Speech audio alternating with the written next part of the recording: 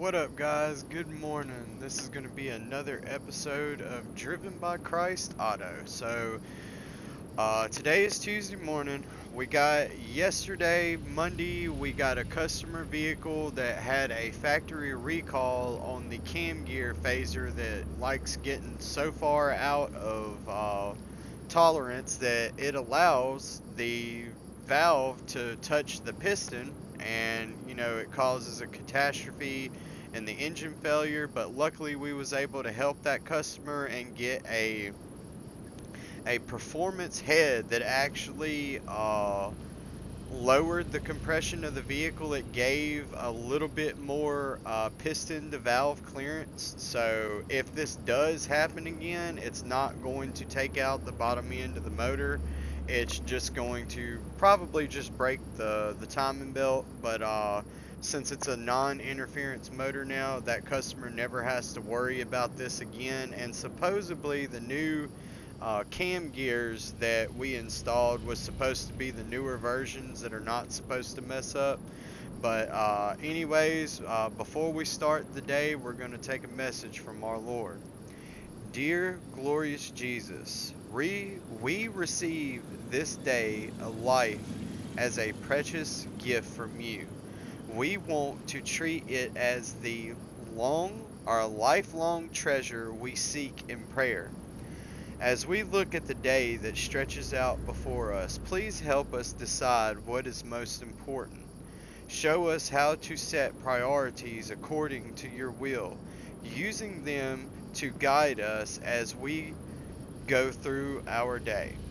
This will enable us to make good choices about the use of our time and energy. Then, when we reach the end of the day, we can feel at peace about things we have done and also about things we have not done. You've been teaching us to include you in everything we do. I've seen that even the briefest prayers is good enough to invite you into our activities. By praying about everything, even though they may not be a long stretched out prayer, we acknowledge you wait a minute. We acknowledge Hold on, I'm trying to read what I wrote, guys. I'm so sorry. We acknowledge the continual need of you. Even learning to rejoice in our neediness, viewing it as a strong leap to your glorious presence, living in a dependent manner, we found that it's a blessed way to live, exalting you in your unfailing love. In your delightful name, Jesus. Amen. Alright, guys. So, where I put this together from is from Psalms chapter 118, verse 24, Chronicles chapter 16, verse 10 through 11, Jude chapter 24. And that one's really not a long chapter, so it's the whole chapter that is going to kind of give you a breakdown of what I put together up here. And then Psalms chapter 33, verse 22. Alright, guys, so that's the message from our Lord today. Let me put my bookmark back into here where I know where to find this at and I don't repeat the same things. But anyways, alright. So let's go in here and get the shop open. Oh boy. So Monday was pretty good. Today's going to be even better. And we also started our Eclipse project. Our Project Eclipse is what I call it. But we're going to try to build a replica of Paul Walker's Fast and the Furious, the very first one, the Mitsubishi Eclipse. So Paul Walker was a good guy. I mean, a lot of people say that, oh, he was caught up in Hollywood, he was this, he was that. The man had a charity for children around the world. You can't speak bad about somebody that is doing exactly what Jesus said to do. Take your wealth and help others. And that's exactly what he was doing. I mean, the day that he died, he was leaving one of his charity events with a friend of his that was driving his Porsche 911 Carrera GT, and they got a little bit wild or something failed on the car. Nobody will ever really know what happened. But I can say for sure with Paul Walker's nature and what he was doing, he didn't suffer. He met Jesus. That I mean, I don't know what type of religious background he had, but I would expect somebody that took time and efforts out of their day to help other people. I mean, Jesus had to be working through him. If he wasn't a religious person, I don't know about it, but I'll never know because I never did get a chance to talk to him. So, only his family knows that. But anyways, so we're gonna get this car moved out of the way. We're gonna get it over here on rack 2, and alright, so we got that over here. Just get it out of the way, and let's go ahead and, oh yeah, before we start, we started out with $375,000 today and 5,403 scrap parts. So we put a little bit of money into the rims on this car. It's quite a bit of money that went into the rims and tires on this car, but we had to get some so we could roll it around. It still needs a lot of work. We're going to be doing our first engine swap on here, so I'm going to show y'all guys how to swap engines on this in your shop, and we'll go from there. But this is not priority. This is what we're going to be doing on the side. We're going to build our next race car. This is going to be our first front wheel drive race car. So anyways, let's get a customer for today. Alright, so this customer has got, oh man, we know about this car from the drag track. This car is a very fast car, or it has the potential of being a fast car. But anyways, I don't know if it's like a Nova or a Buick or something. It kind of looks like a Nova, but they call it an Edgewood Hellcat. So maybe it's some type of Dodge vehicle. I don't really know. Uh, I want to say it almost looks like my stepdad's Nova that he had, but either way, the customer left a message. Hi, I'm coming to you with a very sentimental task. This car is the only piece of my grandma I have left. The condition may not be perfect, but I really care about making it into something that would resemble production condition. So he wants the car restored. Grandpa takes great care of it, but he's showing his age just like this car does. He could use a fresh approach to the subject. I want to surprise him. The condition of this car should be fine, but the rest, the more difficult to access parts, have surpassed the capabilities of Grandpa. Please take care of this classic piece for me, and we will see you soon. Alright, so it looks like he's wanting us to go through this vehicle and kind of restore the hard stuff. So it's a sentimental car. I mean, this is going to be it used to belong to his grandmother. Okay, so grandma had a little bit of a wild side. I think grandma liked doing a little bit of racing back in her days. But anyways, grandpa has it now. So, this is going to mean a lot to these people. Because this person is no longer with them. And to explain this, guys, I know everybody has a person that has passed away in their family. And it is hard, especially whenever you think of this person. But I want you to pause right there when you think of this person.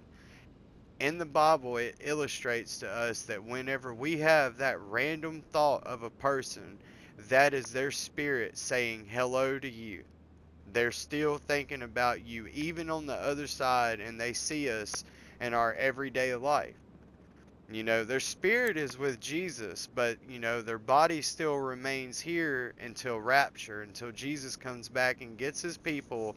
And, you know, he holds the keys to death. He will be able to bring their bodies from the ground and reunite their spirit with a brand new, unstained, unblemishable, perfect body, that, and then we'll reign on earth for 1,000 years with him before, you know, the new heaven and earth are created. And it's going to be great, guys. And all you have to believe to get this is to accept Jesus' life, Jesus Christ, as your Lord and Savior. That is it. If you accept that, your name is in the book of Lambs, and you got to try to do good and do right for other people. Help other people. There are so many people out there that need our help. It is unreal. So, Driven by Christ is fixing to help, you know, Grandpa over here and this boy to get his car fixed. That's in memory of his grandmother. So, we're going to go ahead and get Jamie to call him up, and we'll meet him outside and see what the actual condition of this vehicle is. Alright, guys, we'll catch you there. Alright, so overall, you know, they dropped off the keys. They left the work order there for Jamie. We'll pull it up once she gets all the information typed in. So, but I'm going to take a look and see what was going on. Ooh, yeah, Grandma had the big block in there. This is not your normal V8 here. This is a big block V8. This is not a small block. Like, remember the ministry work minivan that we done? Yeah, this is a big block V8. So, kind of almost looks like a 454. Like, if you were to look at it, that's exactly what it looks like, is a 454 Chevy motor. So we got our first big block Chevy. Uh, I don't know. Did they have the distributor on the front of the vehicle, or was it in the back? This may be a different engine. I'm not really too up to par on the V8s. You know, I specialize in the import world, but it definitely looks like a big block V8. So, but anyways, engine looks really good. Just looks like the body needs to be taken care of. The windows are good. Uh-oh, Grandma had a Hurst shifter in here and a custom steering wheel. Yeah, Grandma was definitely street racing back in her day. She's even got the BF Goodwrench Armstrong tires on there. Those are some old school tires there. But let's go ahead and get the car in the wash bay and see what we're up against. Alright, let's get the shine on. Boom. Yep. Alright, so yeah, it cleaned up really good. It looks like the most part this car just needed a good wax and detail.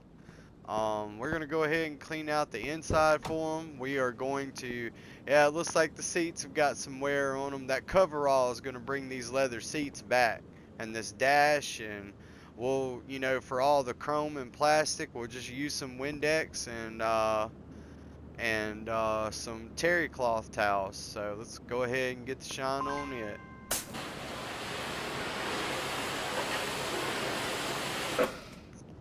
Alright, so I like the simple design in here. Radio, the air conditioner, not all this electronical mess that can go wrong. Just the simplicity and the comforts of the old school vehicle.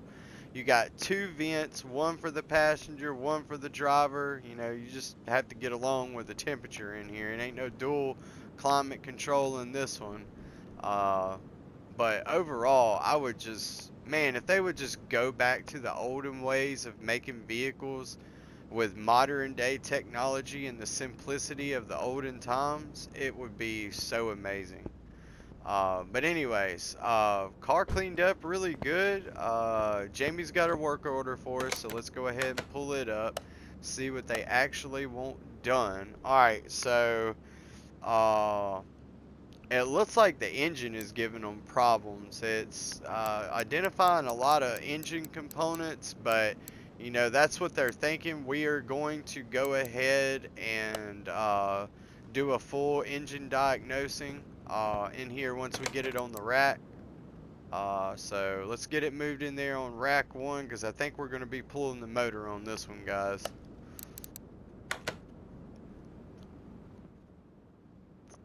Alright, so we got it in here on rack 1. Let's go ahead. Yeah, it looks like we're already seeing head problems. Let's see. We're going to just go ahead and diagnose the vehicle and see what we're up against. The engine cannot even be started. So apparently they had this car towed here. Woo, the subframe is destroyed, which most of the time whenever they did these big block swaps, if they did not come with you know, a big block in them, the subframes and the motor mounts normally got tore up on them, because this engine weighed a lot more than originally, you know, what this car had in it. Boy, Grandma had some wide tires on this thing. I don't understand that. Maybe it's just the way I'm looking at it. It surely looks like the tires are wider up front than they are in the back. Let me just get on the back. It may be my field of view doing that. Okay, so they're the same width. Okay, well, we got a bad fuel pump already. Normally on these cars, you can pull off the trunk, and right up underneath this carpet you can actually get to the fuel pump. There's an access door. They made them so easy to work on then. So we're going to go ahead and pull out this fuel pump, because we actually do have another fuel pump on standby.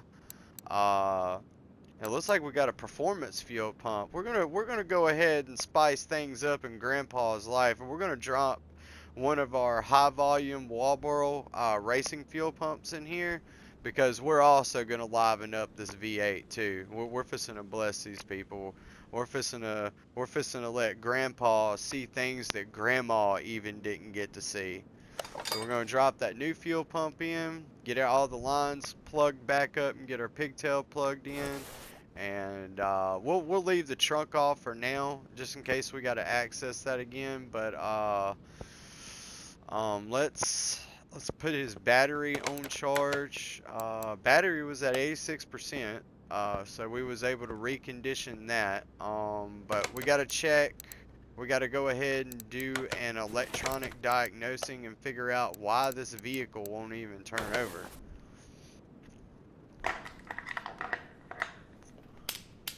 Alright, so the starter is bad. That would be one reason. Relays and fuses are coming back good, so electrical's good.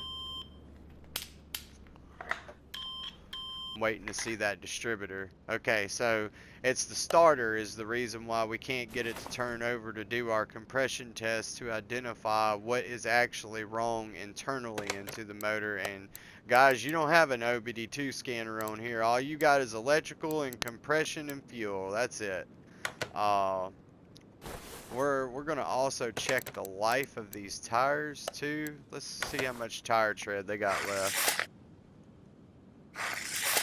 93, 87, 86. I guarantee you 86 is on the back right side. The 93s are going to be up front. Because somebody was probably laying some rubber down in this thing before it gave it up. So let's go ahead and get it up in the air, and we're going to pull that starter off and see if we can't get a compression test out of this vehicle.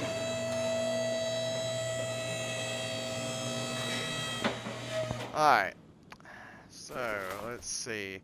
Yeah, we can get to the starter right here. So we're going to pull this starter off. We're going to see if we cannot rebuild the starter. That way they're not having to pay for a new starter. Guys, if you can fix something, oh man, that's unfortunate there. So we found out we couldn't rebuild that starter. So we actually got another starter in stock, so we don't have to blow down O'Reilly's this morning already.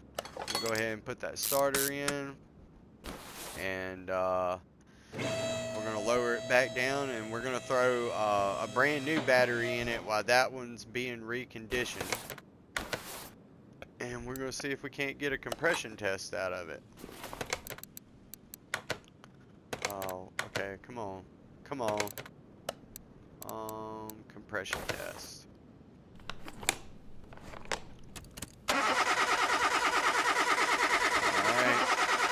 crankshaft is done, gave it up. So it looks like with the rocker arms,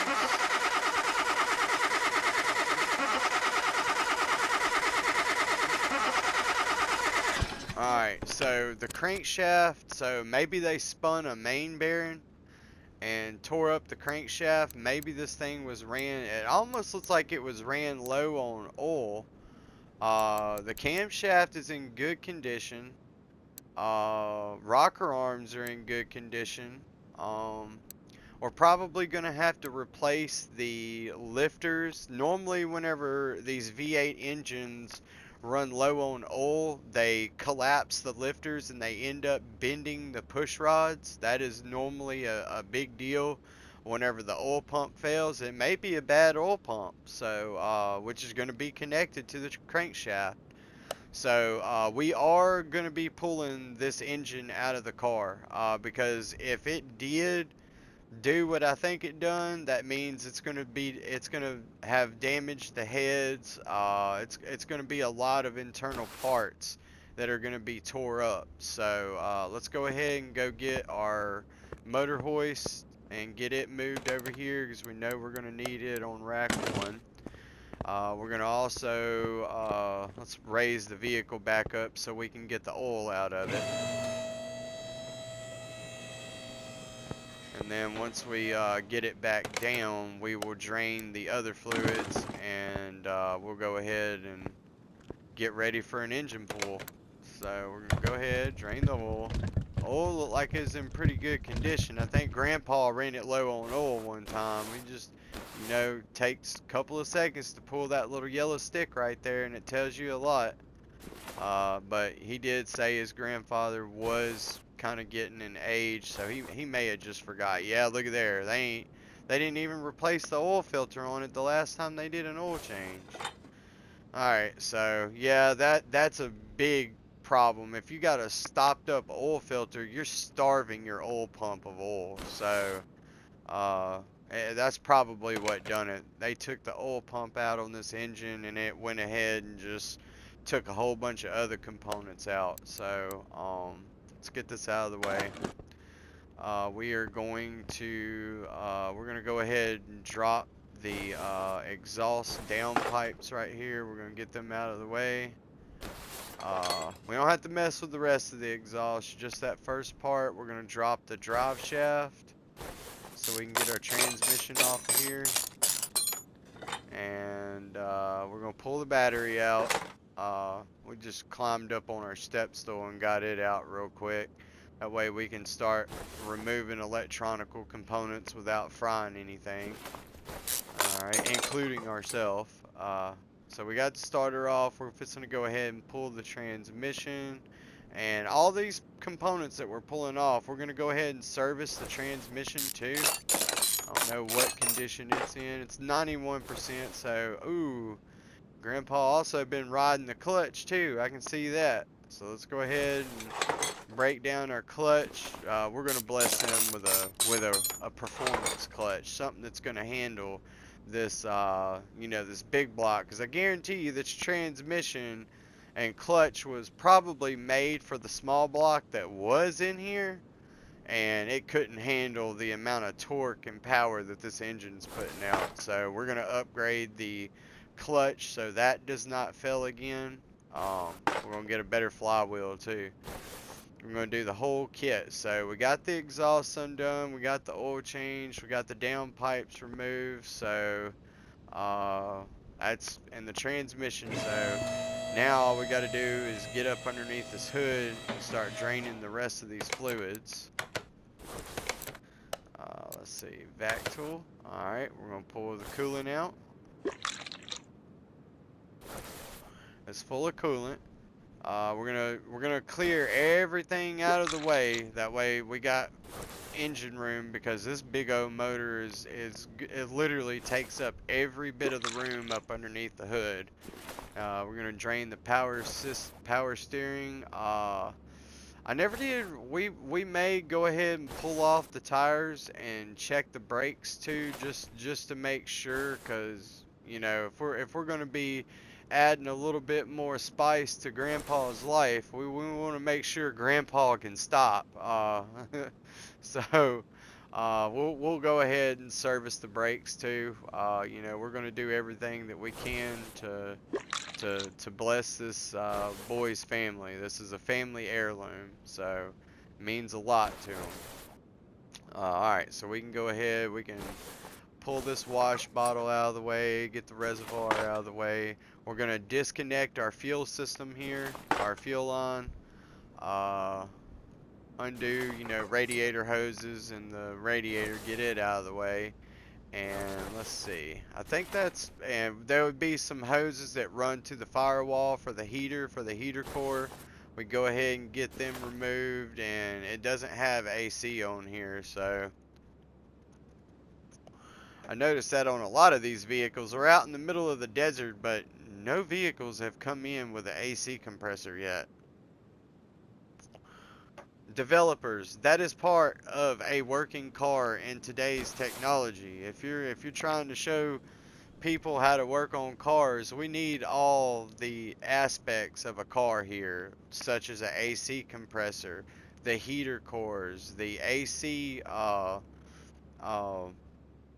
expansion valve, not expansion valves, but the condensers, and you know, all the components that we're missing here.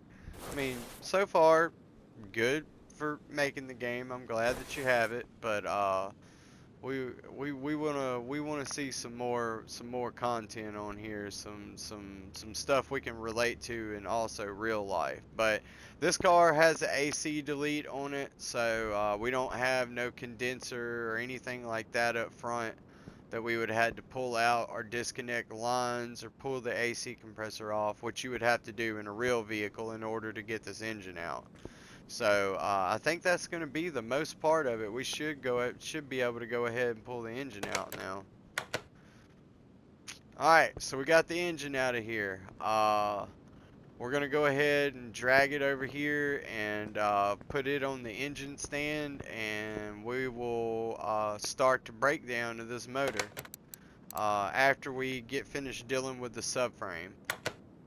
Alright, there we go. Alright, so yeah, boy, you know this is a big engine. This thing takes up a lot on this motor stand, but anyways, let's get over here and let's work with the subframe. We're gonna get it back up in the air again. I don't need this in the way no more.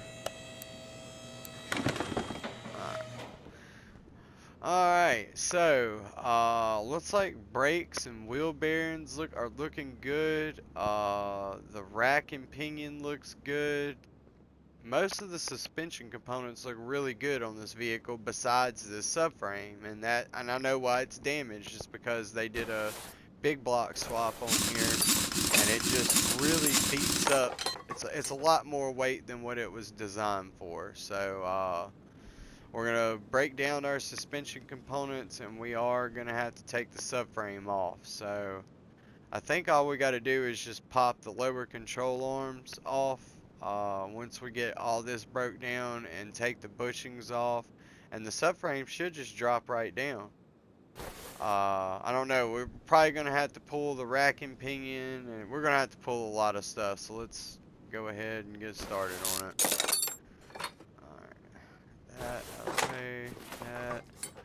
We'll go ahead and do a brake service since we are taking these parts off. Do that. Go. We'll leave the spindle and the knuckles hanging into here for now. We gotta undo the shock absorbers. Alright. Lower control arm. And then the rest of it can just hang by the upper control arm. We don't have to pull all that off. Alright. We'll move to the other side.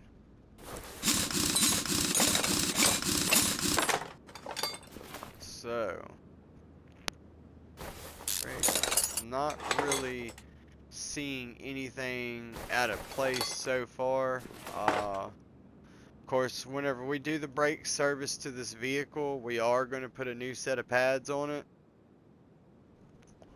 And That way, you know, we're not ruining new brake pads by putting them on the old rotors because they're not turned. Because even if you turn these rotors and put the old brake pads back over them, brake pads have already got grooves kind of worn into them. So they're going to cut a groove into that new rotor, and you're not going to have all the stopping power that you normally would. So we definitely don't want that with a old school heavy bodied muscle car with a big block motor in it. This thing's already weighing a lot more than what it should. That's the reason why the subframe got its tail whooped. Alright, pull out the sway bar, and why are you not letting me pull the rack and pinion out? Oh, okay, you could have pulled the rack and pinion out with this rod hanging off of it. I don't know what's going on here. But we'll go ahead and pull this inner tie rod. And you would have to undo this knuckle. There's like a universal joint that you can undo right here, and you can leave the steering column alone. Just unhook it right here from the rack and pinion. You would have two hoses, a feed line and an oil return line. So you'd have to undo them and get ready to break out the cat litter bags because it's going to be a big mess. Alright, so we got that out of the way. Let's go ahead and drop our subframe. Yeah, the bushings are just whooped. Grandma was definitely bashing on this car back in the day.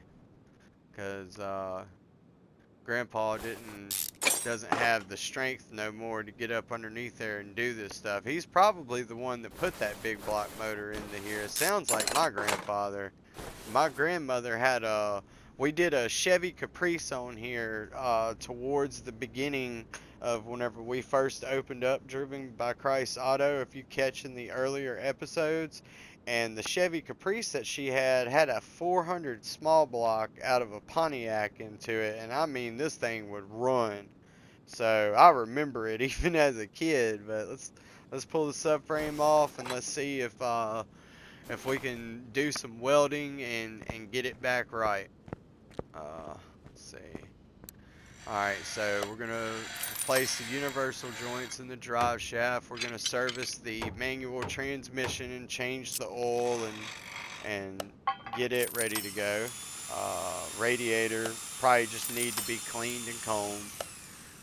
New seals in the brake caliper, clean off with some brake fluid. Nothing major. I mean, everything is looking like it's going to be fixable. The boots were probably tore up on the rack and pinion, so we'll slap some new boots on there and clean up the inner part of the rack and make sure that there's no trash and debris on the seals. So we was able to get that fixed, but we was not able to fix the subframe. So this big old motor that they swapped in there has completely tore up the subframe. So let's see. We're gonna mark the subframe. All right, it's a cross member E style. So we're gonna hit up O'Reilly's and get a subframe ordered. You know, they should have one in stock. This is one of the biggest O'Reilly warehouses that there is around here.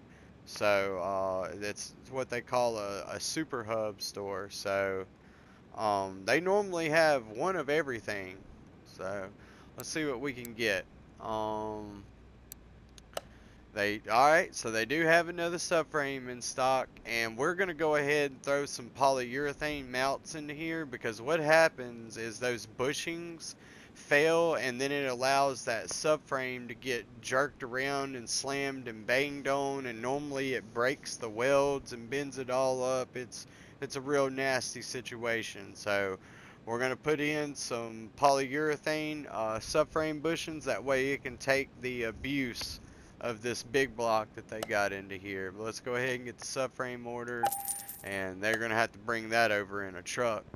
Yeah, every time I turn around I see that car, I'm ready to start working on that. But we're gonna take care of this family's family heirloom. So let's take a look at the rest of the vehicle.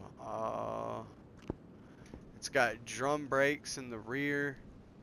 So, and Jamie's coming out here to aggravate me in the shop. What is going on, woman? You are through? Okay, so Jamie's done with some office work right now. She's got to come out here and tell me. But I'll be in there in a little bit. I'm still working on this, so as soon as I get done, as soon as the camera battery goes dead, I'll be in there. All right. Okay. Lord have mercy. I don't know what she's doing with paint in the office. That's only wondering me right now, but alright, so we're just waiting on the subframe to get here. I didn't see on the visual inspection, I didn't see any oil in the rim back here, because normally on these not disc brakes, but drum brakes, the wheel cylinder lights leaking oil. It leaks oil on the inside the back drum, and it causes the brakes to slip in the back. So but I didn't see any oil on the inside of the rim, and that's normally where you will find it at if you got a bad wheel cylinder on these older model vehicles. So it looks like we're good. I mean, if it ain't broke, don't fix it.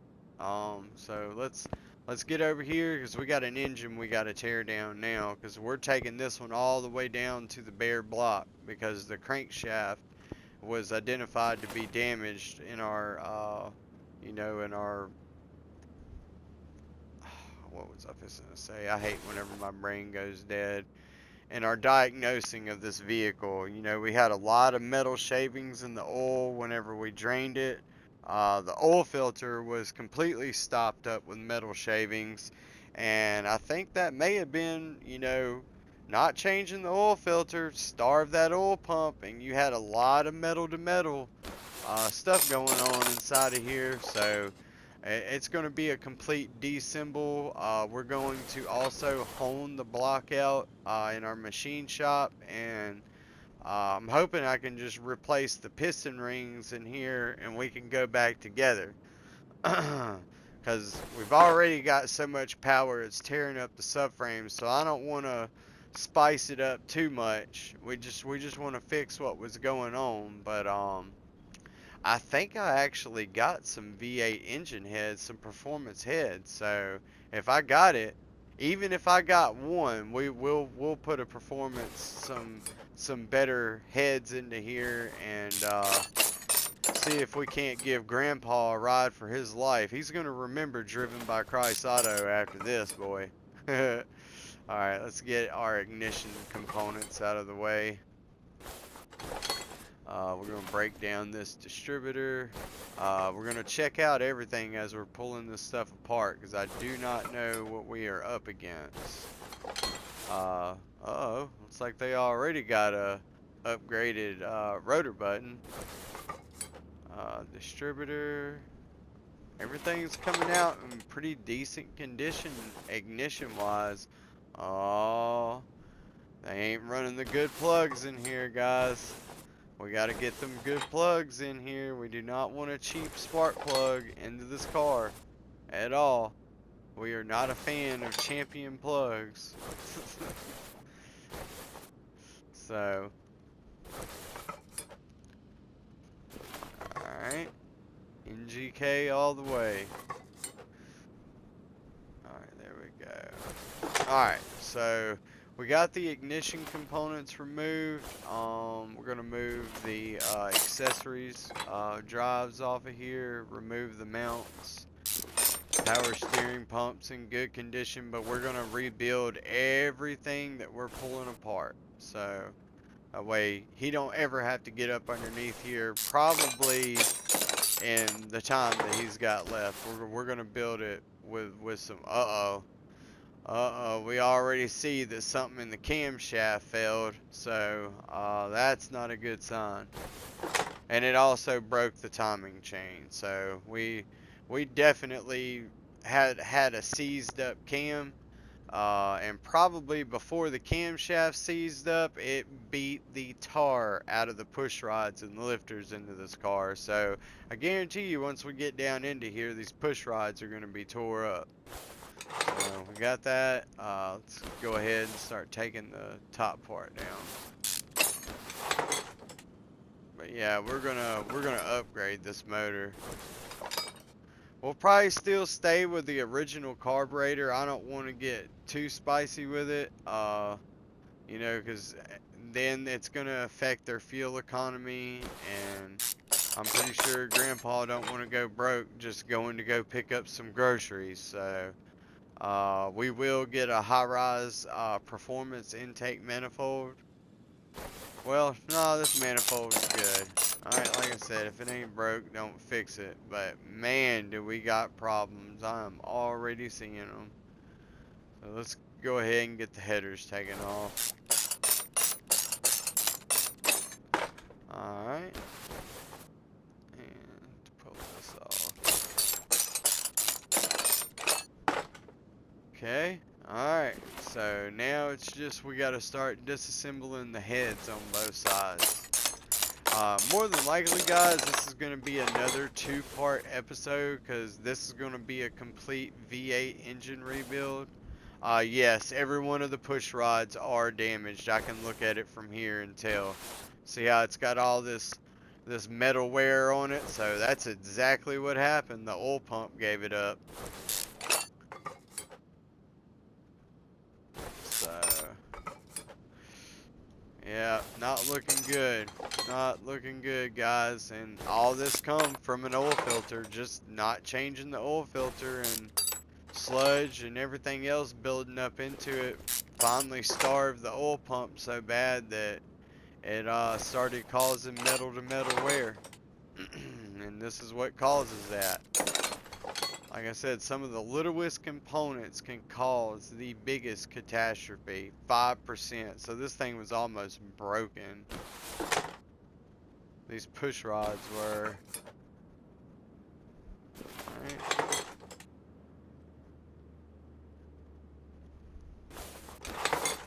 Come on. There you go. Ow. So, I don't know.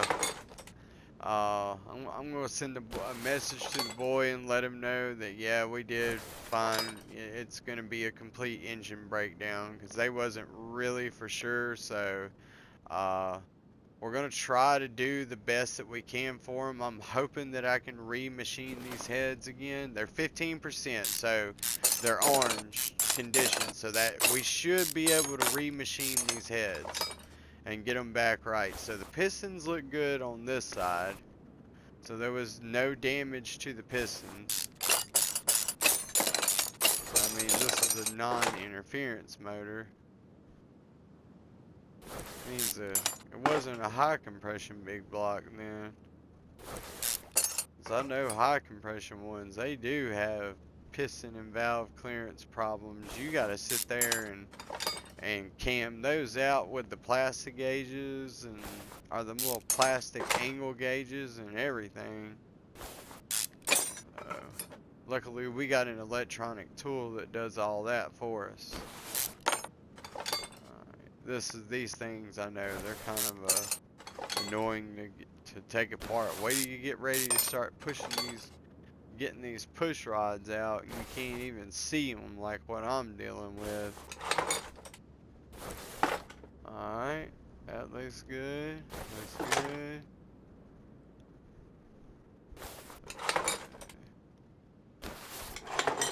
Oh man.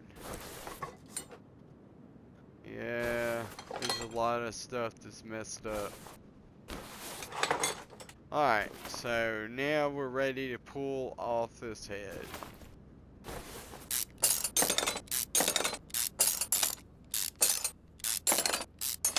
Alright. Okay, so cylinders are not damaged, but we know camshaft says it was okay. So it didn't mar up the camshaft, which I'm glad for it, but it definitely took out all these bearings in the bottom end. I'm hoping that it didn't spin. Yep, it spun all the main bearings. Yeah, that's exactly what happened. This engine was starved with oil. Because see, there's an oil passage that runs through this crankshaft and these main bearings, where it feeds oil to in the journals. But you know, if you got a stopped up oil pump, it's not going to do that. So I'm gonna break this loose. And I'll tell you, whenever you go to break loose them main bearings, ooh, do they stink so bad. They got like a, I don't know how to explain it, like a black tar and just old smelly porta potty with black tar mixed into it. It's just bad. But we are going to have to undo the connecting rods.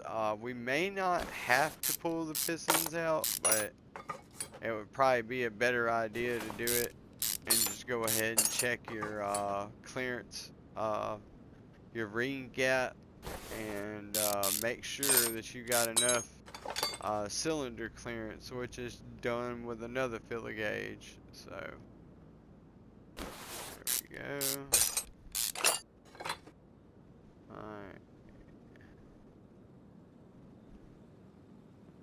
go ahead and get the one in the middle. Actually, you know what? No, we're going to do one on either side, because that means the middle is going to hold it down one way or another. Alright.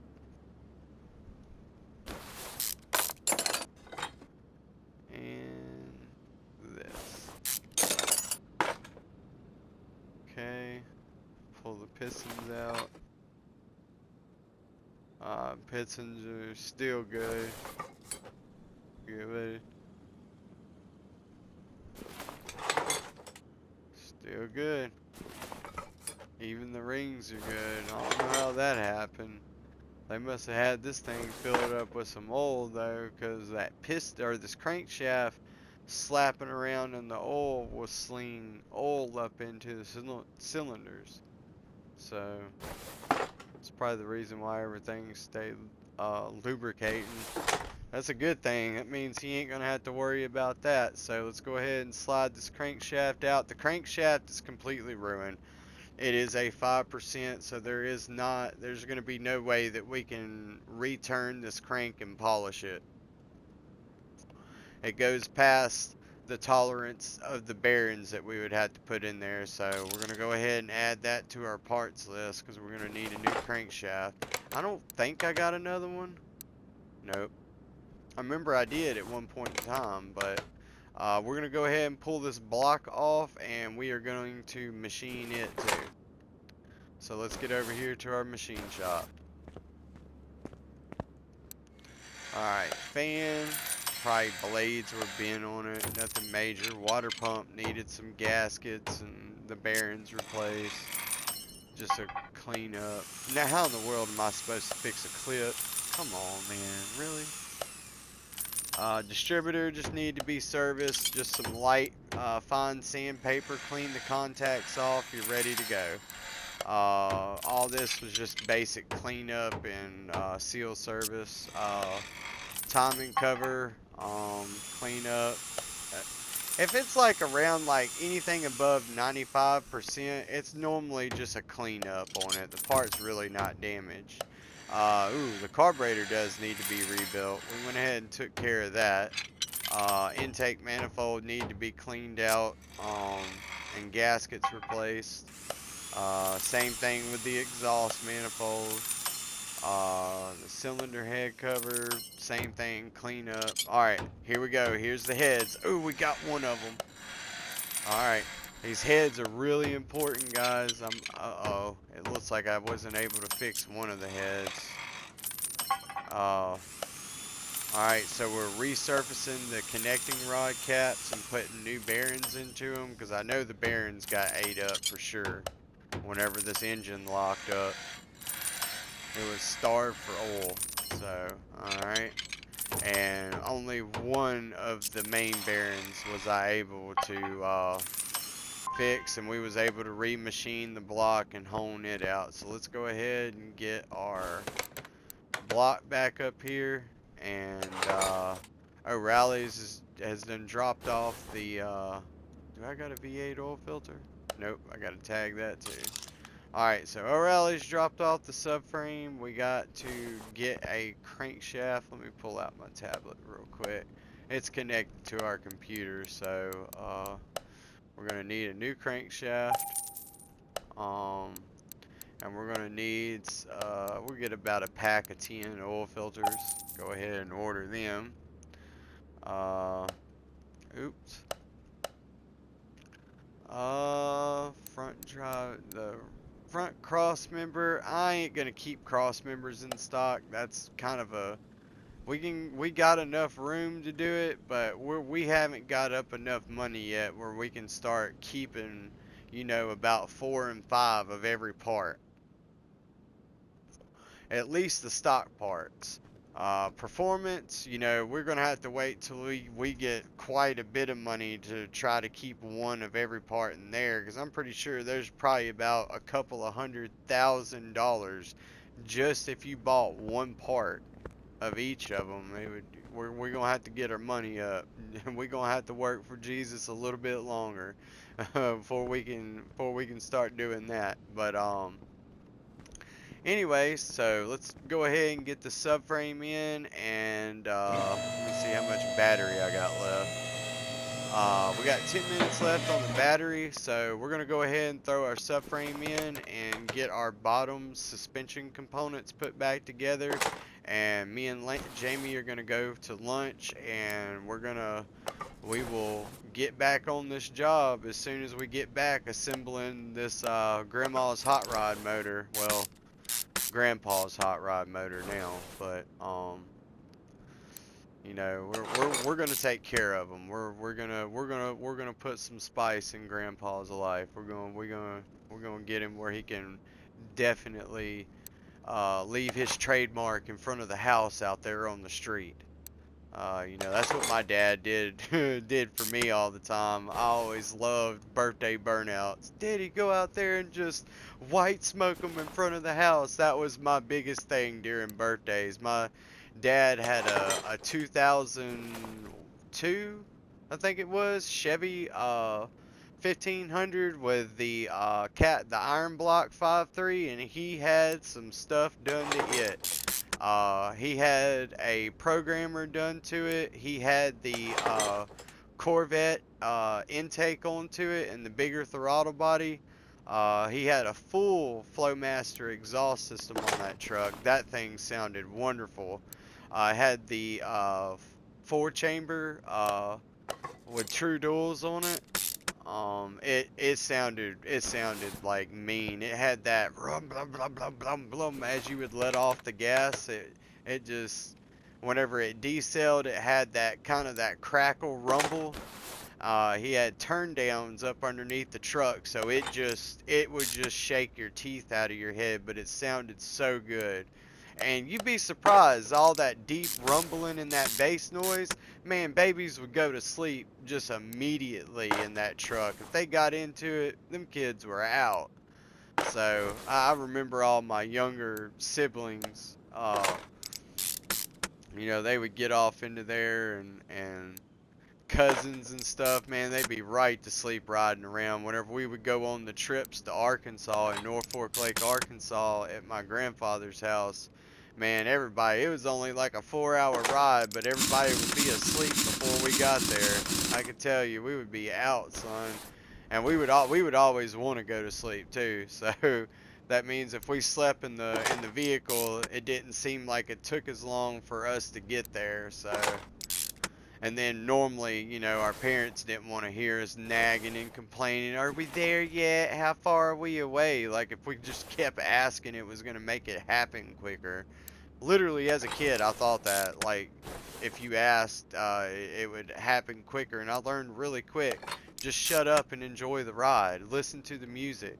Enjoy not being in prison in school, which that's what school felt like to me, was prison back in the day.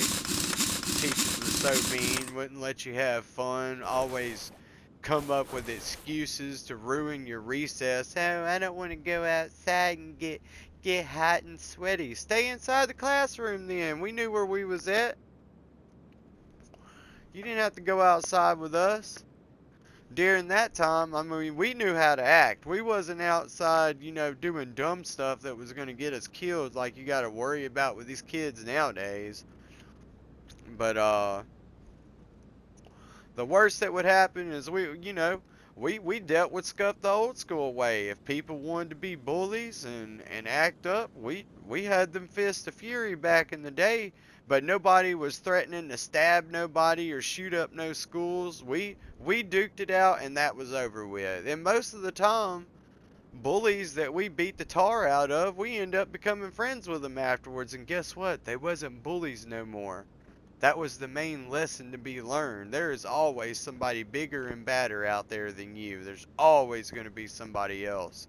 And as soon as you think that there's not, and you think you some pro fighter, I don't care if you have taken jujitsu and all this other stuff, believe me, Jesus will humble you in many different ways if you think you're just untouchable. That's normally the people that get whooped down first. But the ones that understand, there's always going to be somebody out there stronger and more talented in the art of martial arts. And the people that respected that, they were normally the best fighters. So, but anyways, I'm not going to get into whooping people's tail and all that. I'm just saying, man, times were a lot different than what they are now. Uh, whenever we come home with black eyes, my dad always asked me, well, what did you do? And I'd tell him, I got in a fight with a bully. He'd ask me, were you the bully? I'd tell him, nope. I'd tell him it was somebody else bullying, and then that was it. That was the end of the conversation. I didn't get in no trouble, but if he ever found out I was bullying somebody, son, I normally went to school with another black eye, and I was told that just happened in the fight that happened at school, right? And I definitely agreed with him. But anyways, guys, let me get up out of here. Jamie's ready to go to lunch, so there's going to be a part 2 to this. So whenever we get back, we're going to go ahead and build Grandpa's big block, and we're going to put some. There's going to be miles per gallon on this thing. I don't think they're going to get very many miles to the gallon, but there's definitely going to be miles. So anyways, guys, thanks for being with us on this episode. I really hope y'all are enjoying the content because I'm reflecting as much as I can on how, Jesus has ultimately changed my life and different things, the ways how times changed. But, anyways, let me go in here and go figure out what Jamie was doing with paint in the office. And we're going to go grab a bite to eat, and we'll catch y'all in part 2 of Grandpa's Supernova. That's what I'm going to name it. So, anyways, y'all have a blessed lunch, and we'll catch you then. Later.